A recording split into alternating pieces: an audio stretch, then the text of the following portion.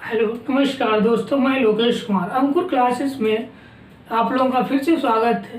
पिछले वीडियोज़ में हम लोगों ने पर्यावरण के बारे में वीडियो में डिस्कस किया था, जिसमें पारिस्थितिकी तंत्र के बारे में हम लोगों ने चर्चा की थी और उसमें हम लोग पहुंच गए थे वनों तक पहुंच गए थे। वनों के आगे का आज हम वनों के बारे में चर्चा करेंगे। कहाँ के बारे में? वनों के बारे में। वनों के बारे में मैंने बताया था कि जो वन था वो कितने प्रकार, 3 प्रकार के बताए थे। तो ये पहला जो था वो उष्णकटिबंधीय वन था। पहला जो था आपका वो था उष्णकटिबंधीय वन। पहला आपका आता है उष्णकटिबंधीय वन और दूसरा जो आता है वो शीतोष्ण कटिबंधीय वन होता है।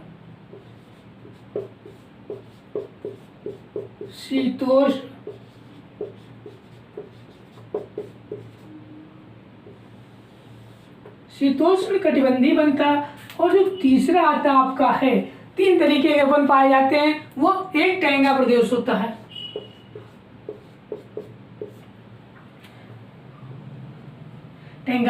तो उष्णकटिबंधीय जो वन होता है ये कहाँ होता है? कर्क और मध्य रेखा के बीच में एक ग्लोब मैंने मान लिया।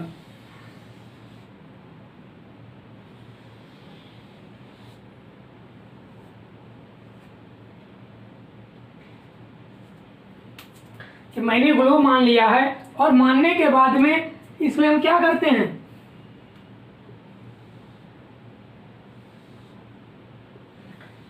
इस तरीके से पार्टों में मैंने डिवाइड कर लिया। डिवाइड करने के बाद में जो यहाँ पर होता है ये क्या है आपका? कर्क रेखा के अकॉर्डिंग आ जाता है। क्या है ये कर्क रेखा के अकॉर्डिंग आ जाता है। और उसी के अकॉर्डिंग जो कर्क रेखा है वो विषुवत रेखा के कहाँ पे होती है? मिडिल में होती है। ये क्या है आपका? कर्क रेखा और मकर रेखा के बीच उष्णकटिबंधीय वन। किसके? कर्क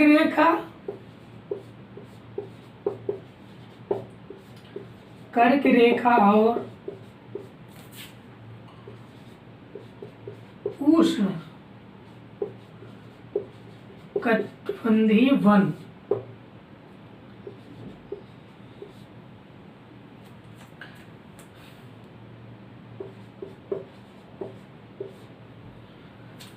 कर्क और मकर रेखा के मध्य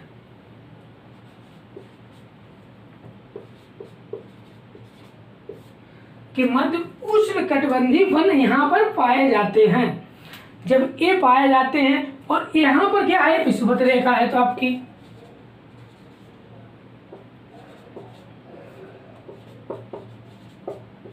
विषुवत रेखा यहाँ पर, ये उष्णकटिबंधीय जो मध्य में पाए जाते हैं वो कर्क रेखा और मकर रेखा के बीच में पाए जाते हैं। उसे हम क्या बोलते हैं? उष्णकटिबंधीय वन।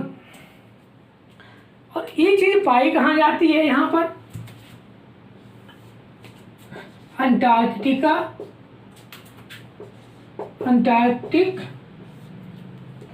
एक तो अंटार्कटिक हो गया और अंटार्कटिका मकर रेखा के बीच में शीतोष्ण कटिबंधीय वन पाए जाते हैं।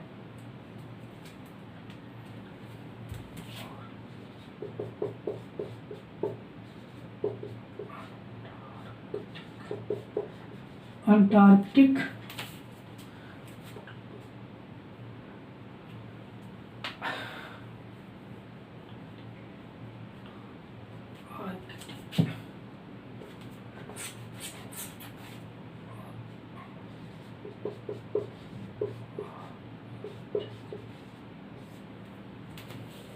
अंटार्कटिक और आर्कटिक कर्क रेखा के बीच में, कर्क रेखा के बीच में कैसे बन पाए जाते हैं? शीतोष्ण शीतोष्ण शीतोष्ण कटिबंधी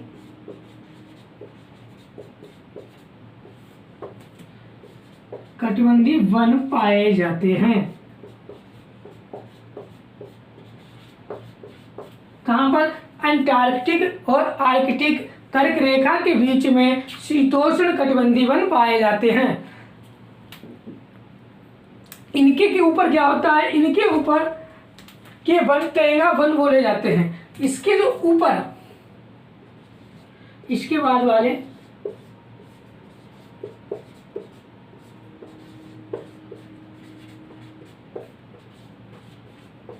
क्या बोला जाता है? टैंगा वन पाए जाते हैं।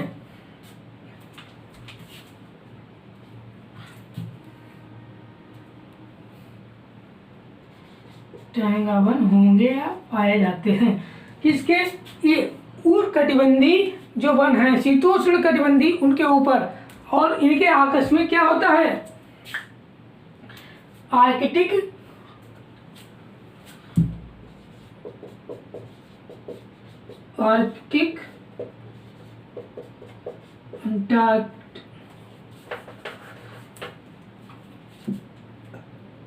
अंटार्कटिक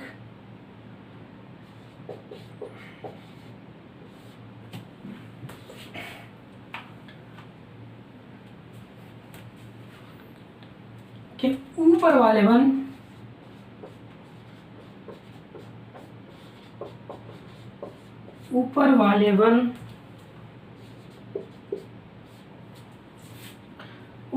वन टैंगा वन कहलाते हैं।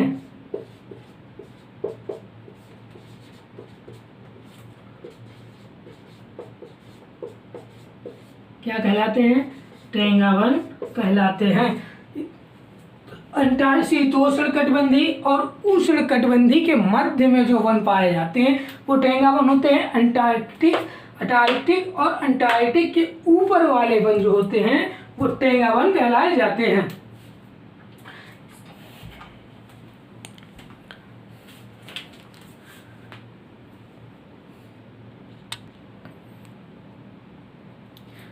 अब हम बात करते हैं, जैसे कि आपका आता है उष्ण कटिबंधी वन के बारे में। किसके? उष्ण कटिबंधी वन के बारे में बात करेंगे।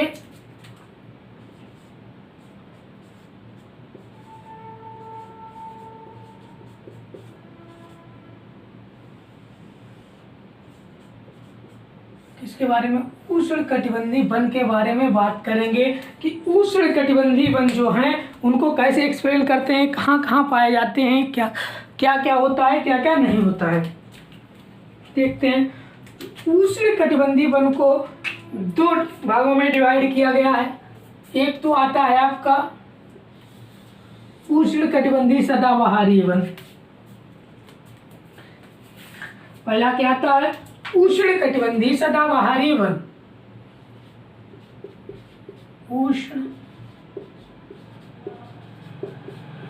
उष्ण कटिबंधी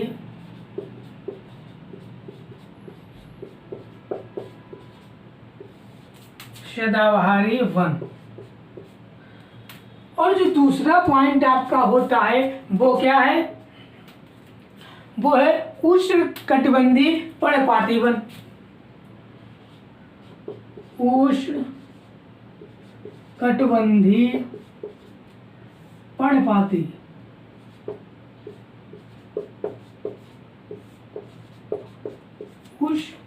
पर्णपाती वन। अब देखिए इन दोनों में क्या डिफरेंस है। एक तो उष्ण कटिबंधी है, दूसरा एक सदाबहारी है और दूसरा पर्णपाती है। पर्णपाती का मतलब क्या होता है और सदाबहारी का मतलब क्या होता है, देखते हैं। कि जो आपका उष्ण कटिबंधी होता है, पहले हम उष्ण कटिबंधी के बारे में चर्चा करेंगे।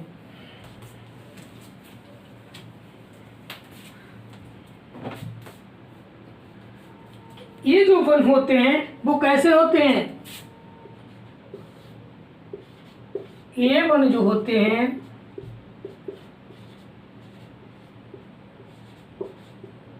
विषुवत रेखा। किसके? विषुवत रेखा मैंने पहले भी बताया था। विषुवत रेखा के आसपास का जो क्षेत्र होता है विषुवत रेखा के जो आसपास का क्षेत्र होता है उसमें पाए जाते हैं। कहाँ पर?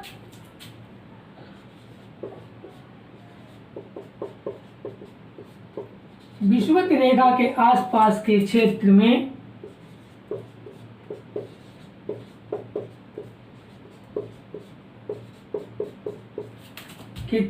में पाए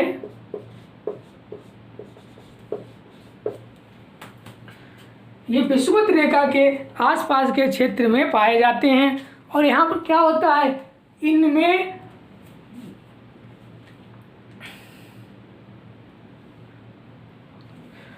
ये पाए जाते हैं और इनमें सर्वाधिक क्या देखने को मिलता है, इनमें सर्वाधिक जैविकता देखने को मिलती है।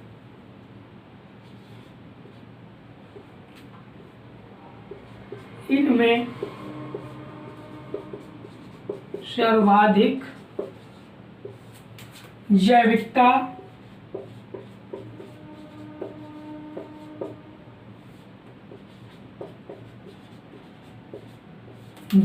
देखने को मिलती है।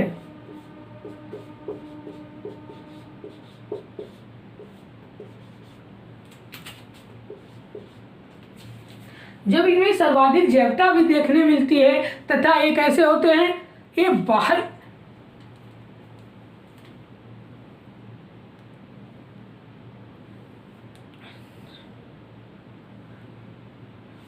देखने को मिलती है।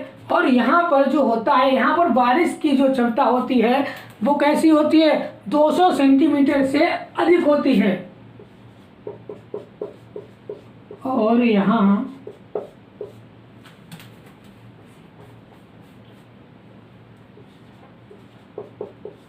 वर्षा 200 सेंटीमीटर से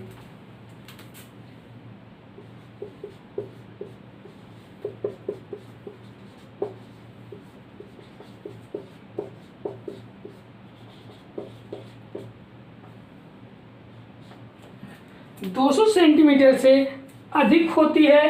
तो यहाँ मुझे क्या मिलता है, तो वनस्पतियां अन्य प्रकार की विकसित होती रहती हैं।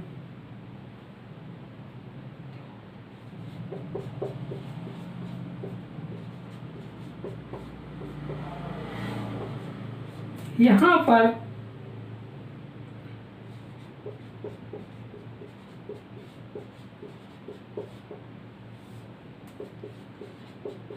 वनस्पतियां विभिन्न प्रकार की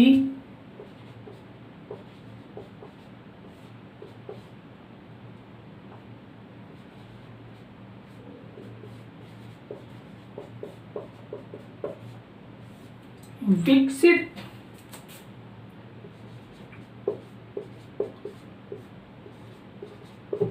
होती रहती हैं,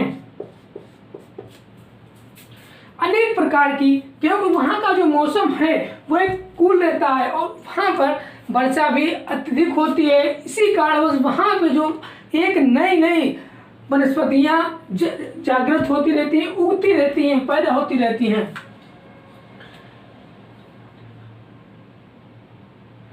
और यहाँ पर क्या होता है, पारिस्थितिकी जो तंत्र होता है,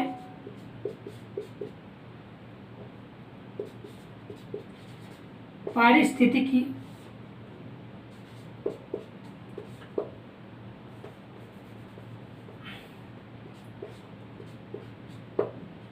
यहाँ का जो पारिस्थितिक तंत्र जो होता है वो कैसा होता है, तंत्र तो बनेगा ही लेकिन जैविकता का भी क्षेत्र बना रहता है।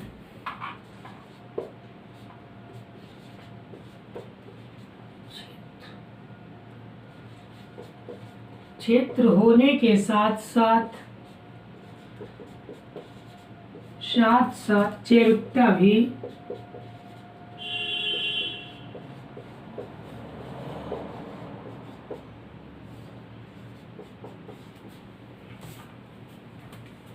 जैविकता भी क्या रहती है, जागृत रहती है, या जैविकता का भी क्षेत्र बना रहता है।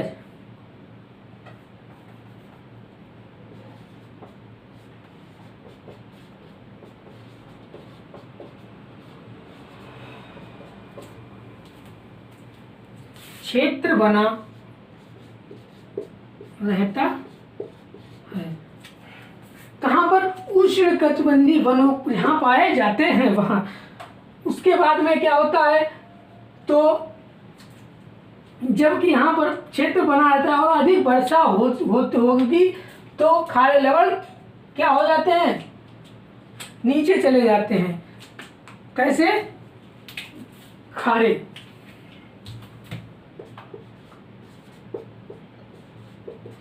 जब अधिक वर्षा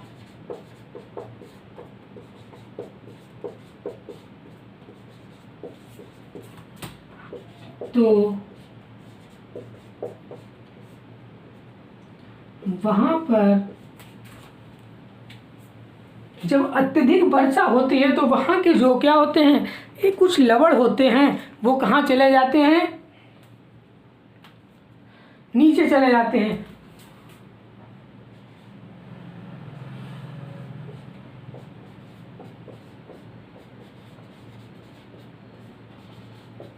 लवण होते हैं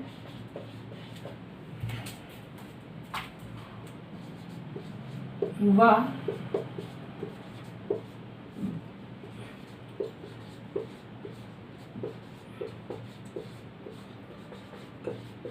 जिससे क्षार की मात्रा कम हो जाती है,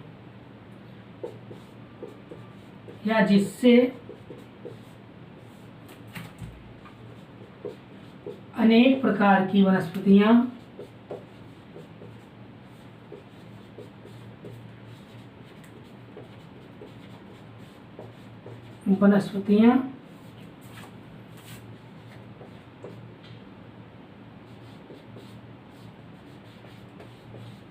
उगती हैं।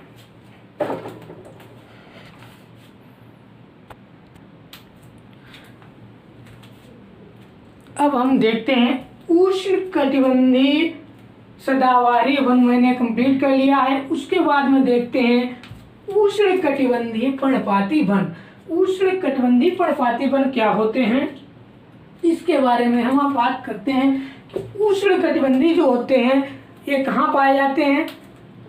इनकी जो प्रक्रिया होती है वो गर्मियों में ये पत्तियां गिरा देते हैं। उष्णकटिबंधीय पर्णपाती जो वन होते हैं, जो पेड़ होते हैं, वो अपनी पत्तियां जो पेड़ की होती हैं वो गर्मियों में पत्तियां गिरा देते हैं और कुछ टाइम पीरियड के बाद में फिर से नई पत्तियां पेड़ों में आ जाती हैं।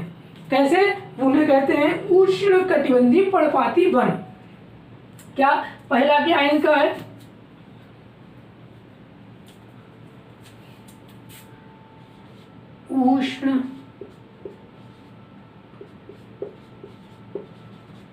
उष्णकटिबंधीय पर्णपाती वन जो होते हैं, मैंने अभी क्या बताया, ये जो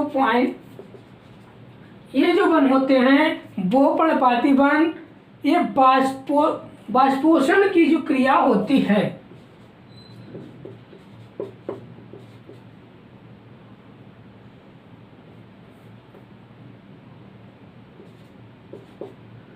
बाष्पोषण की जो क्रिया होती है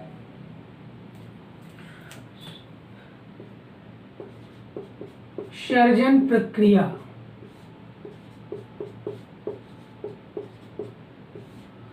बाष्पोषण सर्जन की प्रक्रिया को कम करने के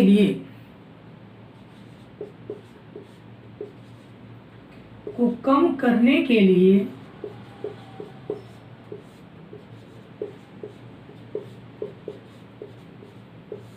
ये क्या करते हैं, ये जो अपनी पत्तियां होती हैं वो गिरा देते हैं। पेड़ों से अपनी पत्तियां क्या करते हैं? गिरा देते हैं।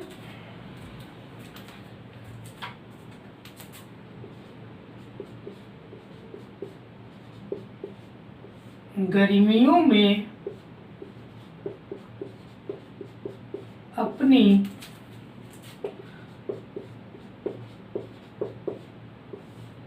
पत्तियां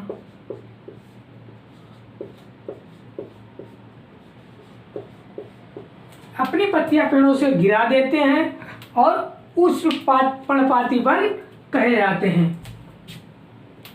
ठीक, ये पॉइंट आपका यहाँ पर कंप्लीट। इन क्षेत्रों में जो वर्षा होती है वो कितनी होती है? 150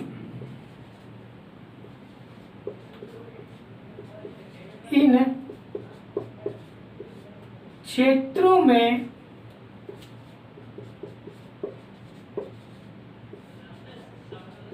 अधिकतम 150 सेंटीमीटर वर्षा 150 सेंटीमीटर कहाँ पर वर्षा होती है? उष्ण कटिबंधीय पर्णपाती वन जहाँ पर पाए जाते हैं वहाँ पर 150 सेंटीमीटर वर्षा होती है। ये अपनी पत्तियों को नमी बचाने के लिए पत्तियों से गिरा देते हैं। क्या करते हैं ये सब? ये अपनी नमी बचाने से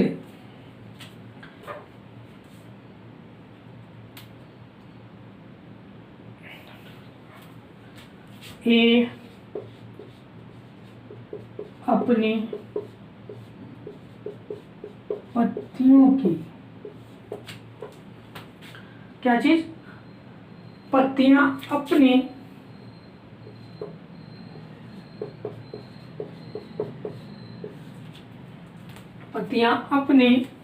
नमी बचाने की वजह से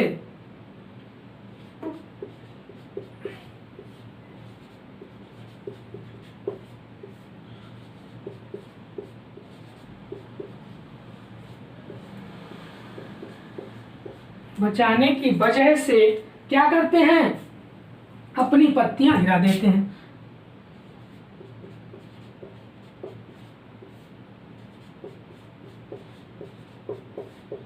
अगर पत्तियां नहीं गिराएंगे, वर्षा होगी कम, तो ये पेड़ सूख जाएंगे। पत्तियां गिरा देते हैं। अब देखते हैं लास्ट पॉइंट इसके क्या हैं, उनके बारे में बात करते हैं। ये जो होते हैं उष्णकटिबंधीय जो पर्णपाती वन होते हैं, ये गर्मियों में अपनी पत्तियां गिरा देते हैं।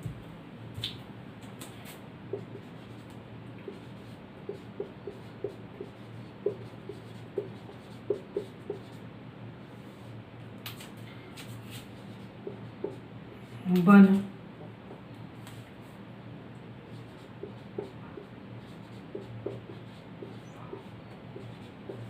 पेड़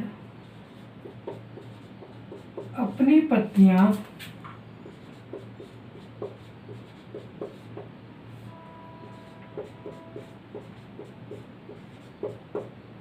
गर्मियों में क्या करते हैं? गिरा देते हैं।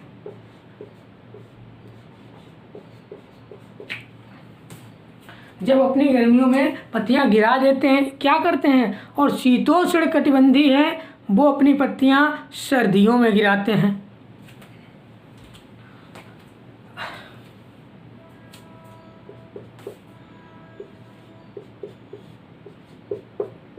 शीतोष्ण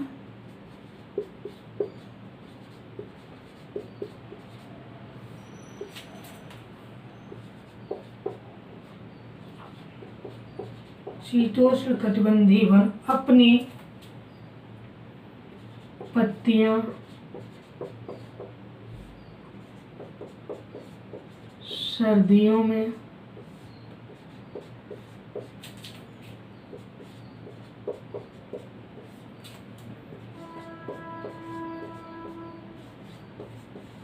जो शीतोष्ण कटिबंधीय वन होते हैं वो अपनी पत्तियां सर्दियों में गिराते हैं, और जो उष्ण कटिबंधीय वन होते हैं वो अपनी पत्तियां गर्मियों में गिराते हैं।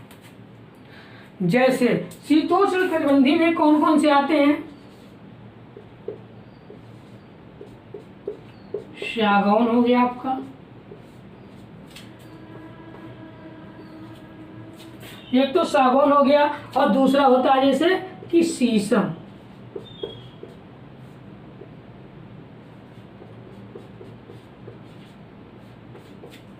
शीशम और सागौन जो हैं ये शीतोष्ण होते हैं, अपनी ठंडियों में पत्तियां गिरा देते हैं। अब हम बात करेंगे शीतोष्ण कटिबंधीय, जो इसमें 3 डिवाइडों में इसको डिवाइड किया गया अलग अलग। एक बार हम इसके बारे में चर्चा कर लेते हैं। क्या है? ये जो शीतोष्ण कटिबंधीय सदाबहारी पर्णपाती जो वन है ये कैसा होता है, ये अपनी पत्तियां नहीं गिराते हैं। क्यों? कौन कौन होते हैं? जैसे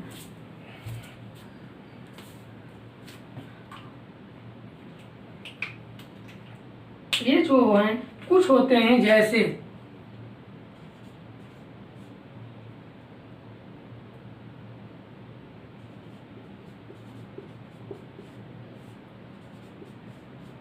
अपनी पत्तियां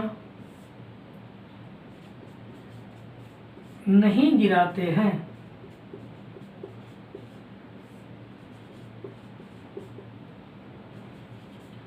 जैसे आपका आ जाता है लिप्टिस,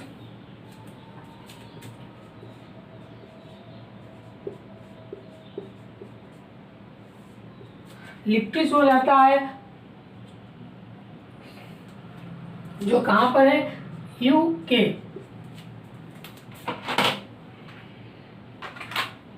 यूके और शीतोष्ण जो होता है एक शीतोष्ण कटिबंधीय पर्णपाती वन, इसके अंतर्गत कौन से पौधे आते हैं? जो अपनी जड़ें जो होती हैं उनकी, जो अपनी कटिबंधीय शीतोष्ण, ये वन का अपनी पत्तियां जो होता है सर्दियों में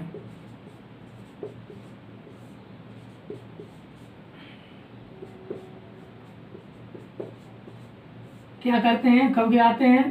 सर्दियों में अपनी पत्तियां गिरा देते हैं शीतोष्ण कटिबंधीय वन। और जब गिरा देते हैं किसके लिए? कि अपनी नमी बचाने के लिए।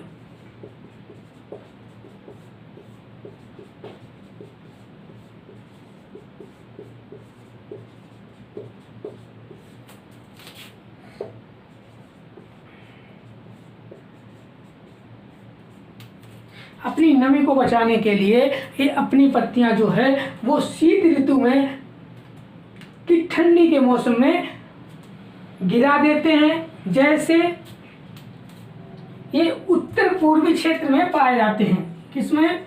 उत्तरी पूर्वी क्षेत्र में पाए जाते हैं। इनके नाम क्या क्या है? जैसे कि चैम्सनल, मोकल,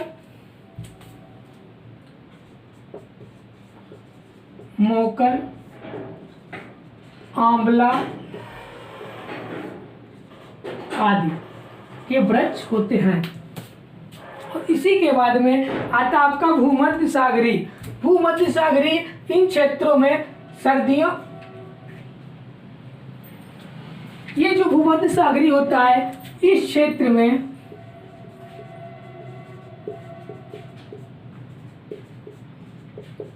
सर्दियों में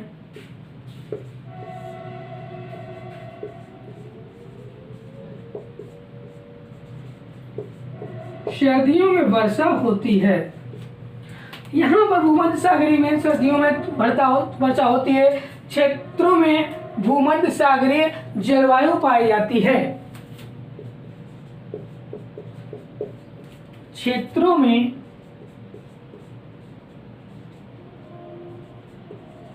भूमध्य सागरीय जलवायु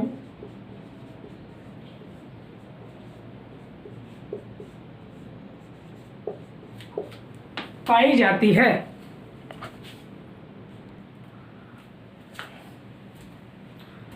यहाँ पर क्या है कि भूमध्य सागरीय जलवायु पाई जाती है। और इसके बाद में हमें देखने को मिलता है जो यहाँ पर होता है वैश्विक वितरण देखने को भी मिलता है।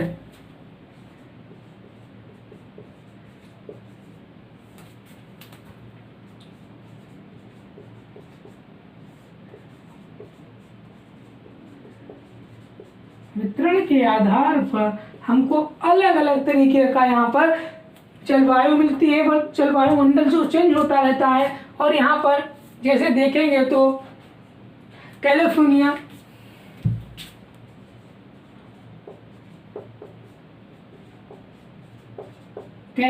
UK, United kingdom. और यहाँ पर क्या होता है, ककरी हाँ, कचिल दक्षिणी अमेरिका का है। किसका कचिल? कचिली दक्षिणी America.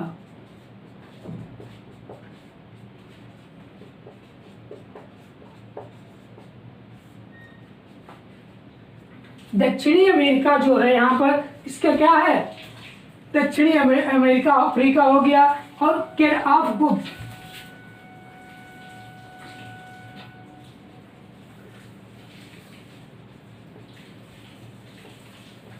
Cane of Good, Cape of Good, Good हो दक्षिण, हो दक्षिण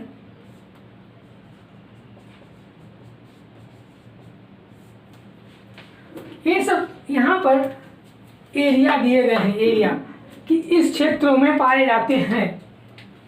दक्षिणी न्यूजीलैंड हो गया, जहाँ पर क्या पाया जाता? अंगूर।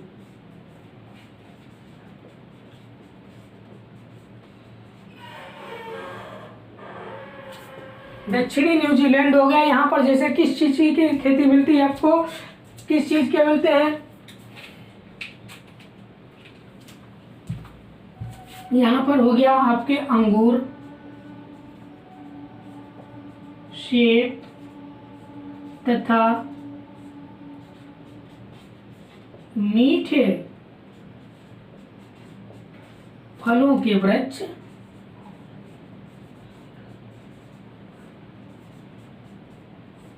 पाए जाते हैं।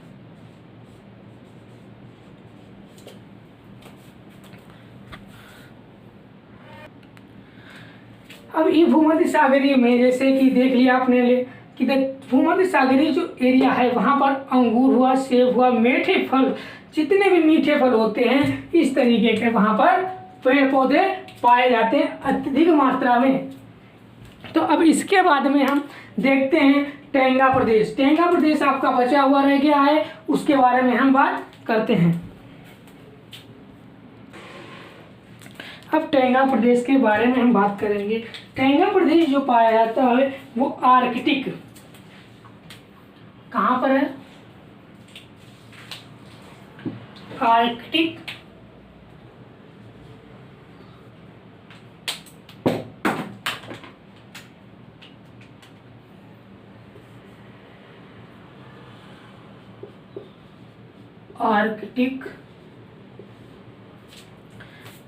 आर्कटिक क्षेत्र के ऊपर का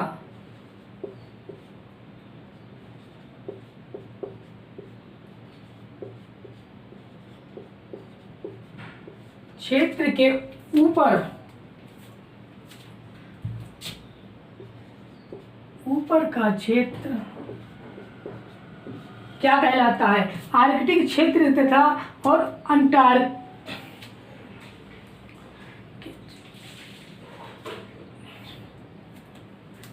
यह तो एक ऊपर का क्षेत्र हो गया, ठीक। और आर्कटिक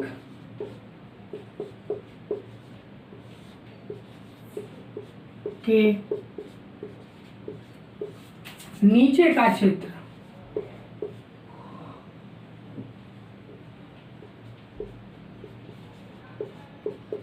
मतलब कि जो आर्कटिक है उसके नीचे का भी और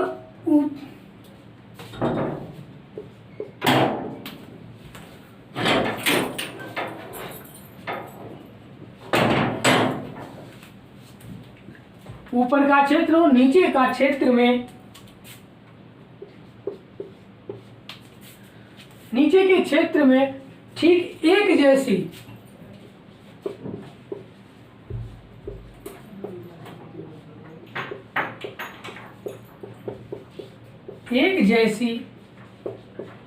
वनस्पतियां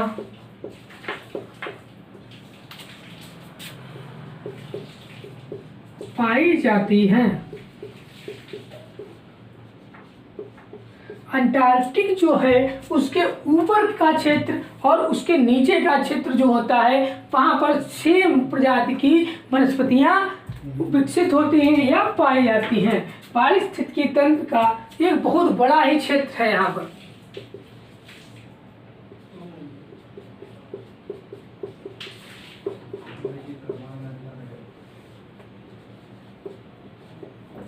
पारिस्थितिकी का तंत्र का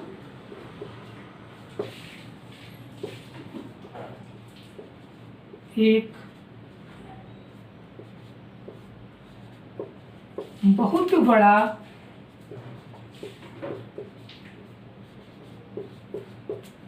बड़ा यहाँ पर एक क्या है, एक क्षेत्र है, लेकिन जैविकता की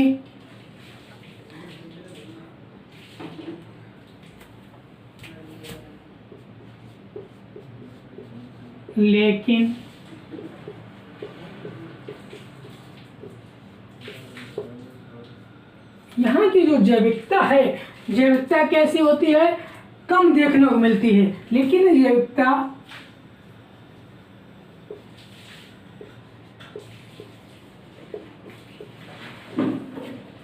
जैविकता कम देखने को मिलती है।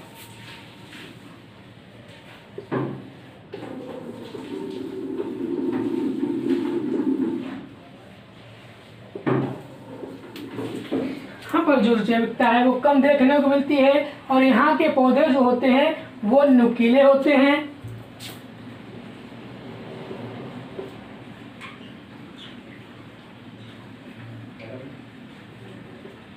यहाँ के पौधे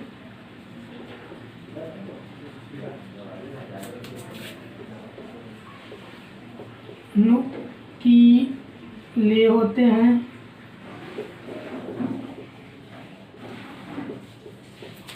जिन पर पानी नहीं रुकता है। क्या नहीं होता है, इतने नुकीले होते हैं कि उनकी पत्तियों पर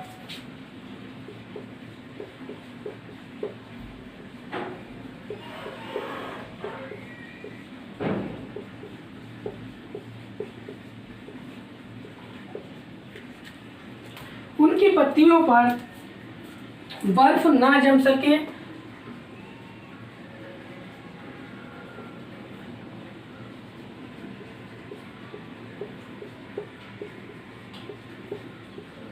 बर्फ ना जम सके।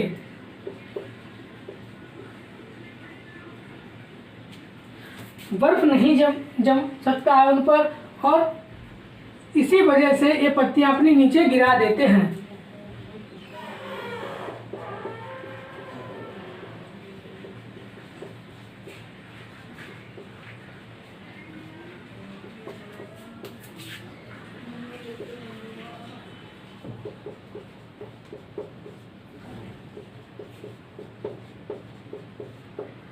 पत्तियां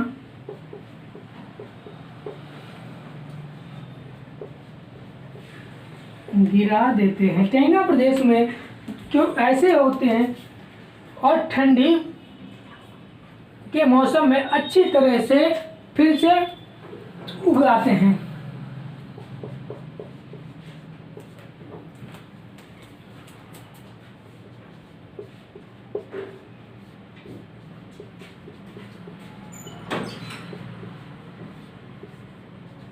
सर्दियों में क्या होते हैं, अच्छी तरह से फलते फूलते हैं।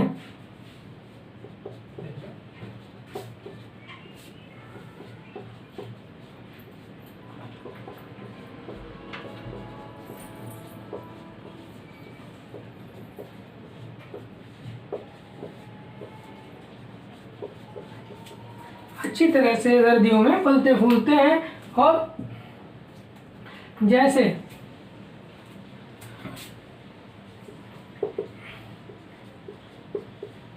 यहाँ के देवदार वृक्ष, चीड़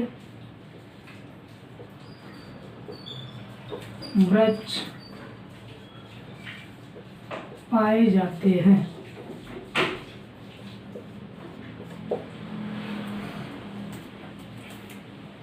यहाँ पर चीड़ हो गया, देवदार के वृक्ष इत्यादि पाए जाते हैं। आज हम लोगों ने वन के बारे में कंप्लीट टॉपिक कर लिया है। कल हम पढ़ते हैं अगले वीडियोज में, हम आते हैं लेकर के पर्यावरण का स्थलीय परितंत्र, घास और मरुस्थल, घास के मैदान, मरुस्थल। आज के लिए इतना ही, अगले वीडियो में मिलते हैं। ओके।